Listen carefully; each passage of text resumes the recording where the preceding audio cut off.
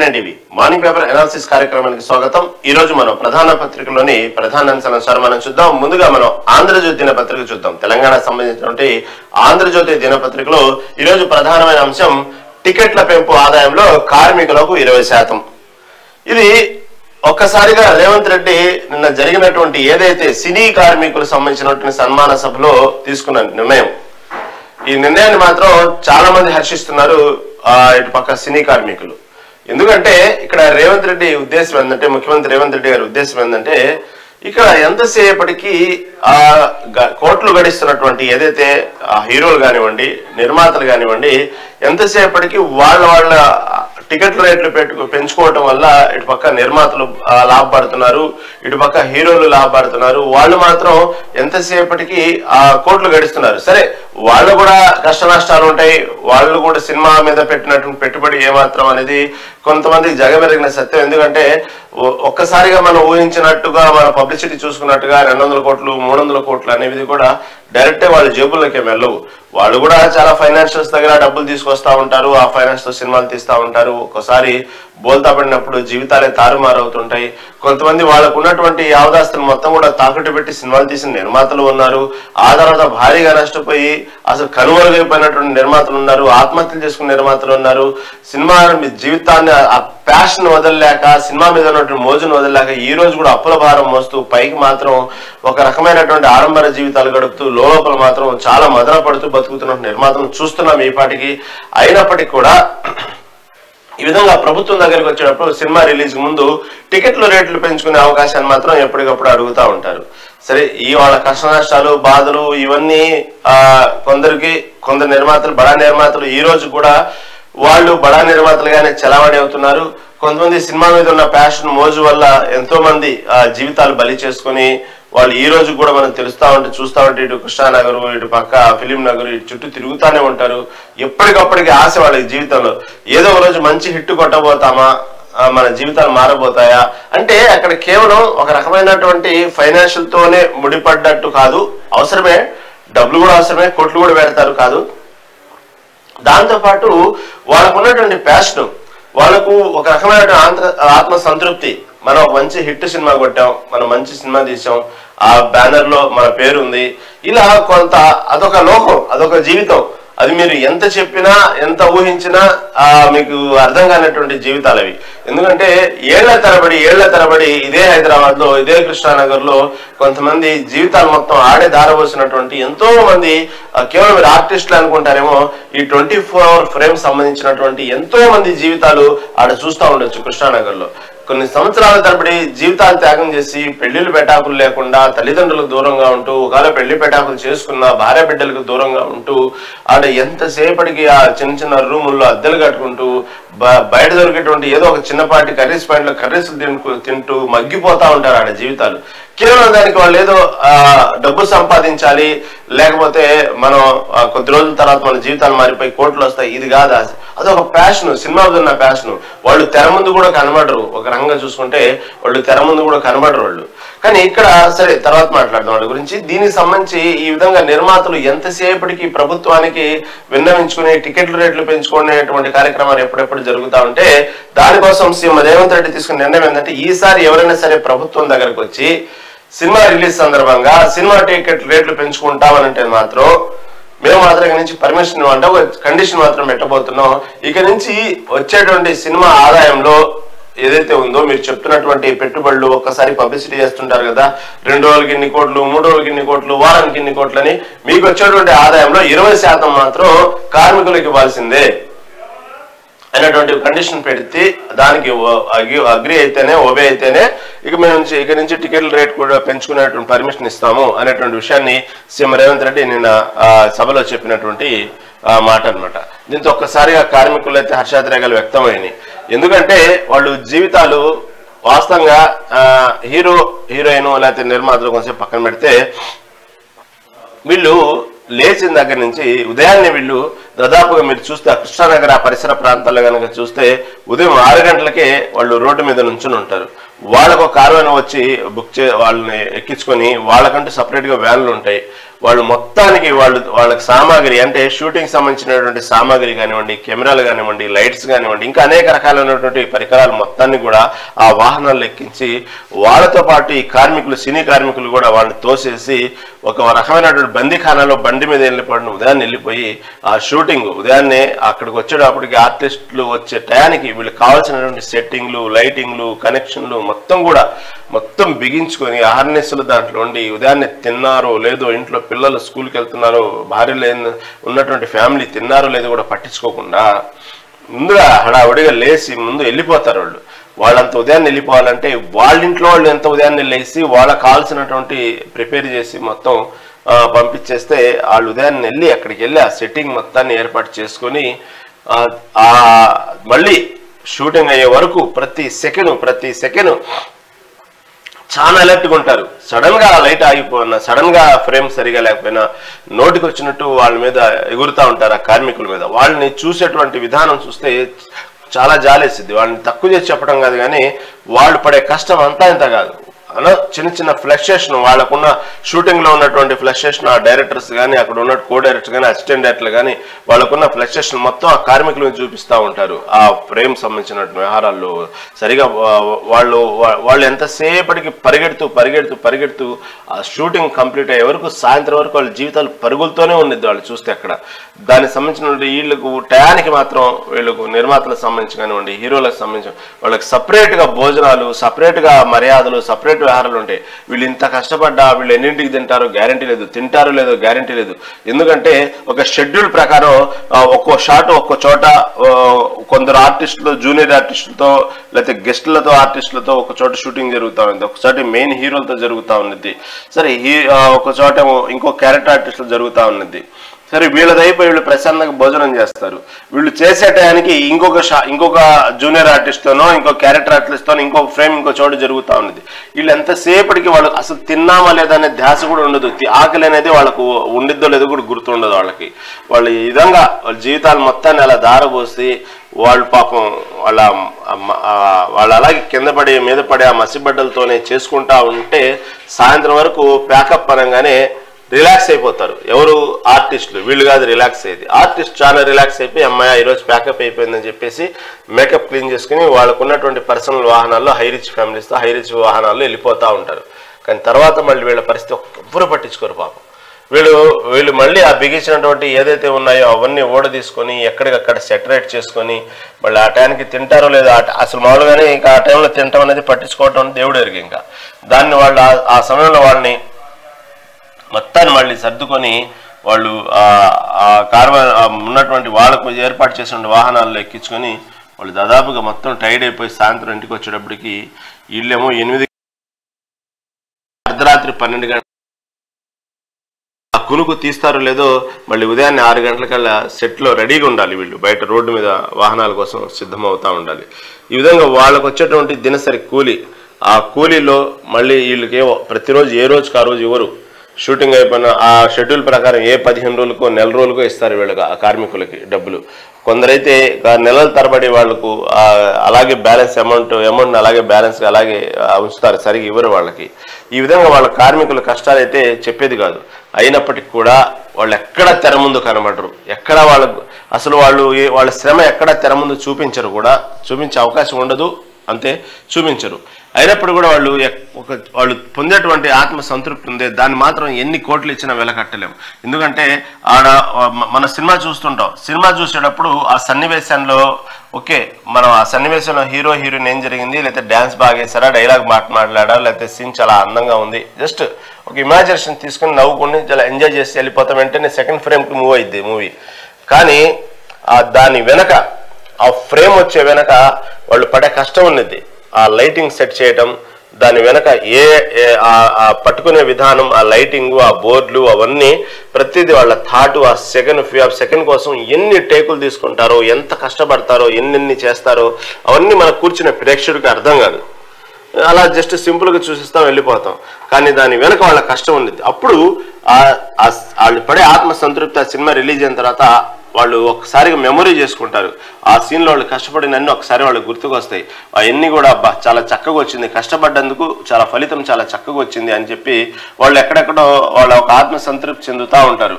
వాళ్ళు ఈ సినిమా మేము కష్టపడ్డామని చెప్పుకుంటుంటారు, ఈ సినిమాకు మేమే చేసింది ఆ సెట్టింగ్ అని చెప్పుకుంటారు. వీళ్ళు చెప్పుకోవటమే కానీ ఎవరు వాళ్ళని గుర్తించరు. తెర ముందు వాళ్ళు ఏం కనబడరు. తెర వెనుక సంబంధించిన ఫీల్డ్ వాళ్ళతో మాత్రమే ఈ సినిమా వర్క్ చేసిందేనే, ఈ చేసిందే నేను వాళ్ళు చెప్పుకోవటం కానీ వాళ్ళకున్న టాలెంట్ ఎవరు గుర్తించరు, వాళ్ళ ప్రత్యేకతను ముందు తీసుకురారు. కాబట్టి ఇలాంటి కార్మికులు చూసుకుంటే ఇలా ఎన్నో గాథలు ఎందుకంటే వాళ్ళు పడేటువంటి కష్టాలు, వాళ్ళ పరిస్థితులు ఏంది, ఇక్కడ ఉండేటువంటి కృష్ణానగర్లో వాళ్ళ పరిస్థితి ఏంది మొత్తం కూడా అందరికీ తెలిసిందే. వీళ్లకు పెళ్లిళ్ళు అవ్వాలన్నా, ఇంకా భవిష్యత్తులో వాళ్ళు కూడా కుటుంబంగా బాధ్యతగా స్థిరపడాలన్నా, తొందరగా వీళ్ళకి ఆడపిల్లలు ఇవ్వాలన్నా తొందరగా పాపం ఆలోచించి చాలా మంది ఇవ్వరు. ఎందుకంటే అదొక పనేనా, లేకపోతే అదొక స్టాండర్డ్ జాబేనా, అదేమన్నా భవిష్యత్తులో మనకేమన్నా ఆశలు పెట్టుకునేటువంటి ఏమన్నా వ్యాపారమా, లేకపోతే మా పిల్ల సంతోషంగా ఉన్నద్దా, వీళ్ళు ఎప్పుడు వెళ్తారో ఎప్పుడు వస్తారో, వీళ్ళు అసలు సరిగా ఫ్యామిలీని పట్టించుకుంటారా, ఇలాంటి రకరకాల క్వశ్చన్లు. ఎందుకంటే ఈ రోజుల్లో తెలియని విషయాలు ఏమి లేవు, అందరికీ ఓపెన్ సీక్రెటే. ఇక్కడ వీళ్ళ కష్టాలు ఎక్కడ ఉంటాయో అన్నీ మనకు తెలిసిందే. కాబట్టి ఈ తరుణంలో వీళ్ళు వాళ్ళకి సంబంధించిన జీవితంలో సెట్ అవ్వాలంటే, ప్రతి విషయంలో ఆర్థికంగా కానీ కుటుంబ పరంగా కానీ సెట్ అవ్వాలంటే వాళ్ళు చాలా సమయం పట్టింది.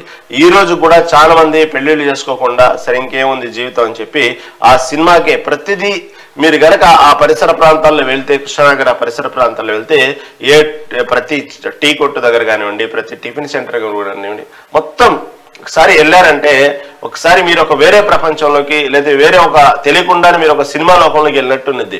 వాళ్ళు ఎంతసేపటికి ఇదే డిస్కషన్స్, ఇవే మాటలు, దానికి సంబంధించిన రిలేటెడ్ వర్డ్సే మాట్లాడుకుంటూ ఉంటారు. వాళ్ళకి అదే లోకం పాపం.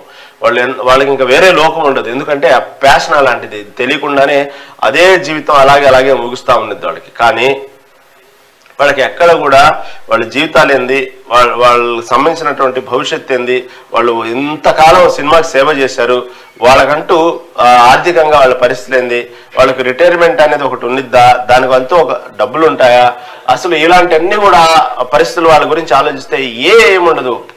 కష్టపడ్డప్పుడు ఉన్న కూలి తప్ప వాళ్ళ జీవితాలకు ఏం మిగలదు. కాబట్టి అలాంటి కార్మికుల కోసం ఏం చేయాలి, అలాంటి సినీ కార్మికుల కోసం ఏం చేయాలి అనేటువంటి విషయంలో అనేక సార్లు ఈ మా అసోసియేషన్స్ కానివ్వండి, వీళ్ళందరూ కూడా ఆలోచించి అనేక సార్లు ముందుకు వస్తూ ఉంటారు. కానీ ఏది కూడా దీర్ఘకాలికంగా ప్రయోజనాత్మకంగా చేసినటువంటి చర్యలు అయితే దాదాపు లేవనే చెప్పుకోవాలి.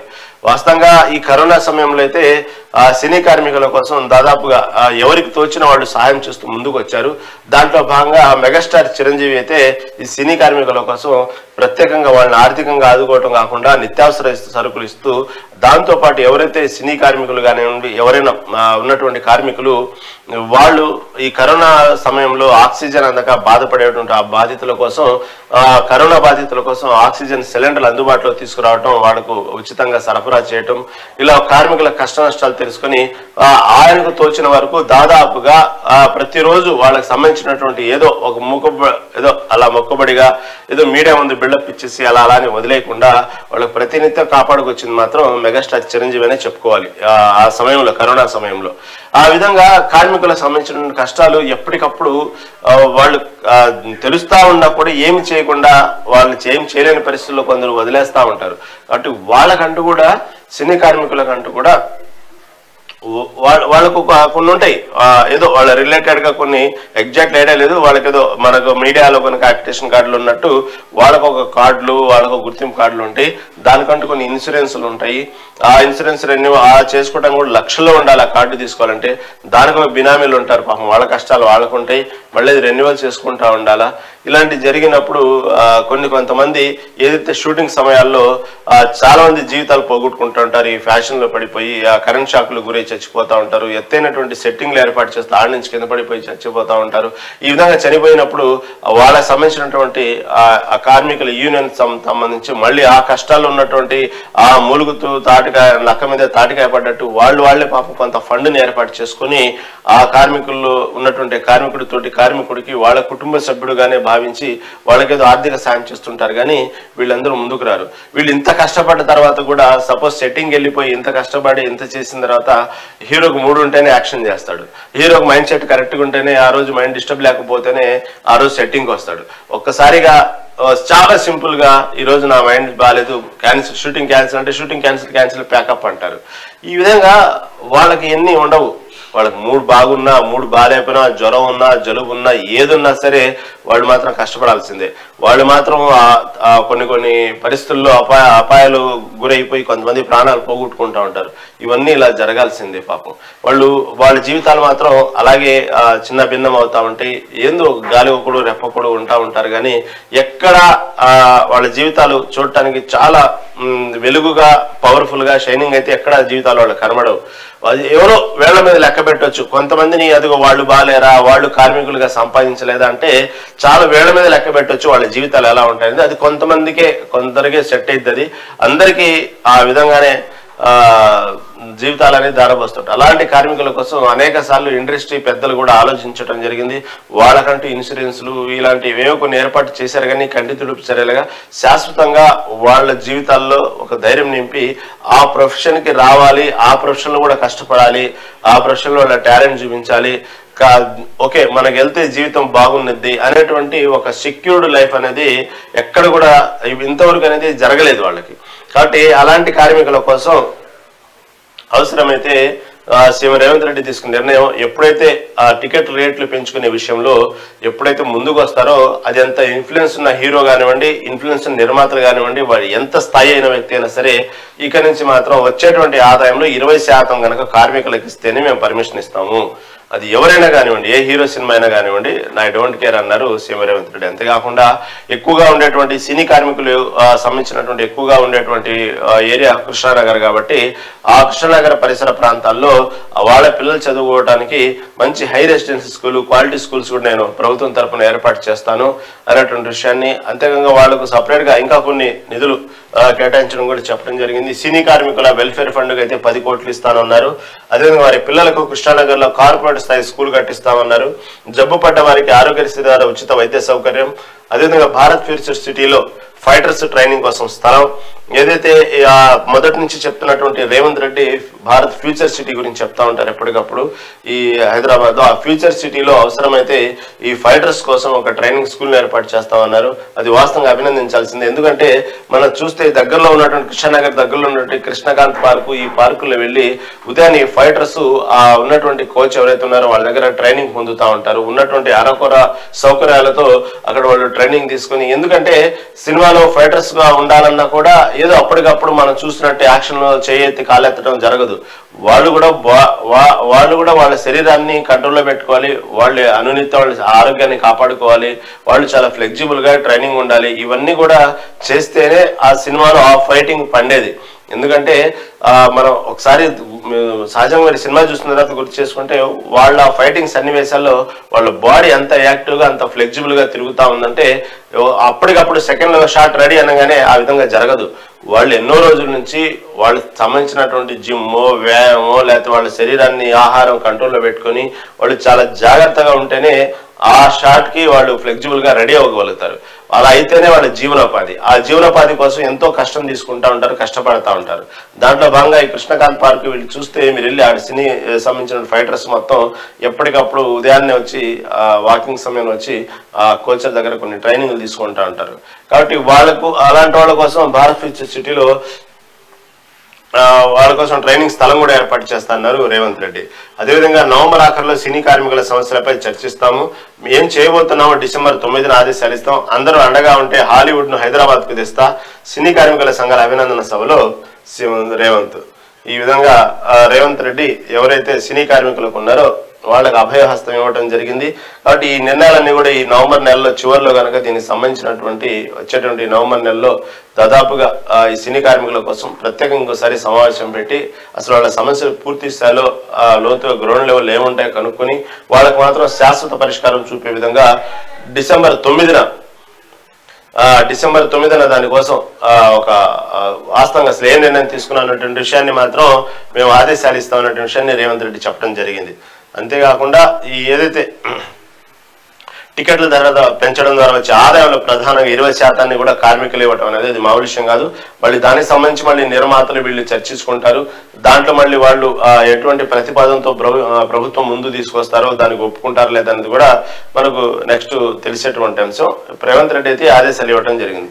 ఏదేమైనప్పుడు కూడా సినీ కార్మికుల జీవితాల గురించి సినీ కార్మికుల గురించి ఆలోచించడం అనేది ఒక రకంగా మొదటి స్టెప్ ఏది. కాబట్టి ఇక నుంచి ఏ ప్రభుత్వాలు మాట్లాడినా, ఇక నుంచి ఎవరున్నా అధికారంలో ఏదైనా కూడా సినీ కార్మికుల గురించి కూడా ఆలోచించే విధంగా ఒక అడుగు ముందుకు పడిందని అనుకోవాలి.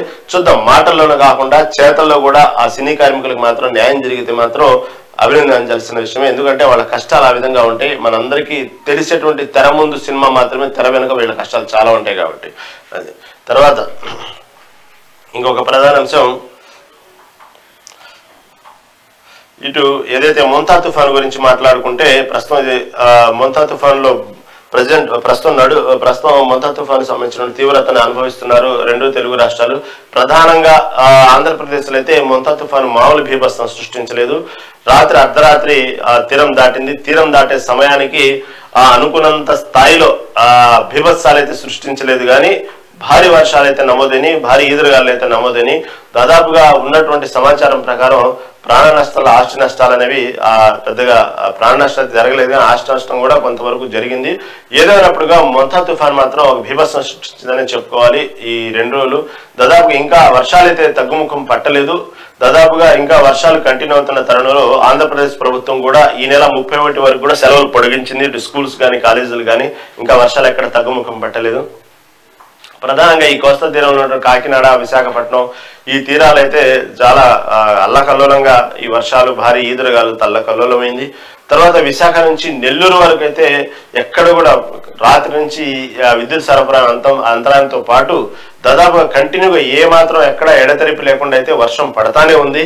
దీనికి సంబంధించి గంటల తరబడి ఎక్కడ వర్షం ఏమాత్రం సడలింపు లేకుండా కంటిన్యూగా వర్షం పడతా ఉంది. దీనికి సంబంధించినటువంటి విద్యుత్ అంతరాయంతో పాటు ఈ వర్షాల వల్ల ప్రజలైతే నరకం అనిపించారు రాత్రంతా. ఎందుకంటే కరెంటు లేక అప్పటికి ప్రభుత్వం దాదాపుగా ఎక్కడ కూడా కరెంటు కోతలు ఎక్కడెక్కడ లేకుండా తీసుకునే చర్యలు, ఎక్కడెక్కడ విద్యుత్ స్తంభాలకు సంబంధించినటువంటి కానీ కొన్ని వాళ్ళు సంబంధించినటువంటి వర్క్ లో వాళ్ళు నిమగ్నమైనప్పటికీ కూడా ఈ భారీ ఎదురుగాళ్ళ వల్ల కొన్ని పరిస్థితుల కారణాల వల్ల పవర్ తీయాల్సి వచ్చింది. కాబట్టి అది ఒక రకంగా చెప్పాలంటే పవర్ కట్ తీయటం అనేది సమంజసం ఆ సమయంలో. ఎందుకంటే విద్యుత్తు సంబంధించినటువంటి వ్యవహారంలో చాలా జాగ్రత్తగా ఉండాలి. ఈ గాలుల సమయంలో ఏమాత్రం పొరపాటు జరిగినా ప్రాణాలకే నష్టం కాబట్టి ప్రభుత్వం ఎప్పటికప్పుడు అలర్ట్ గా ఉంది. కాకపోతే ఈ మొంతా తుఫాను గురించి ఒకసారి చెప్పుకుంటే, ఈ ఏపీని ఒకసారి కుదిపేసినటువంటి ఈ మొంతా తుఫాను ఇప్పుడున్నటువంటి టెక్నాలజీతో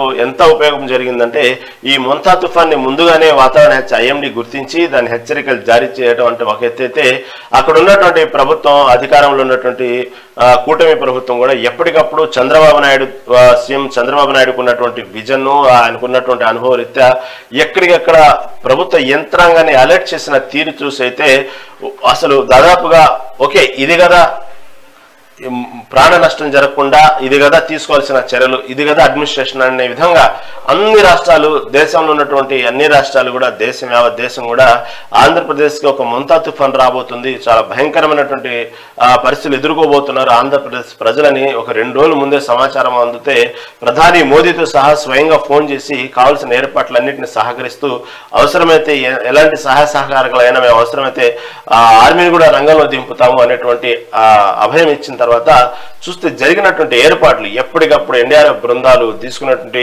కలెక్టరేట్ లో మీటింగ్లు, ఎక్కడికక్కడ అధికారులని అలర్ట్ చేయటం, స్కూళ్లకు సెలవులు ఇవ్వటం, దానికి సంబంధించినటువంటి ఎక్కడ ఎవరికి ఎటువంటి అసౌకర్యం కలగకుండా ఇటు పక్క వాళ్ళకి కావాల్సిన మెడిసిన్స్ కానివ్వండి, అన్ని విభాగాల్లో వాళ్ళకి కావాల్సినటువంటి నిత్యావసర సరుకులు, ఆర్థిక సహాయం, ఇవన్నీ కూడా ఒక సినిమా సెట్టింగ్ లాగా ఎలా అయితే మనం చూస్తాము 2 గంటల సినిమాలో, అట్ట ఒక్క రోజులో ఎక్కడికక్కడ ప్రతి యంత్రాంగాన్ని పరుగులు పెట్టించి చేసినటువంటి వర్క్ మాత్రం సీఎం చంద్రబాబుని ఒకసారిగా హ్యాట్సాప్ చెప్పాల్సిందే.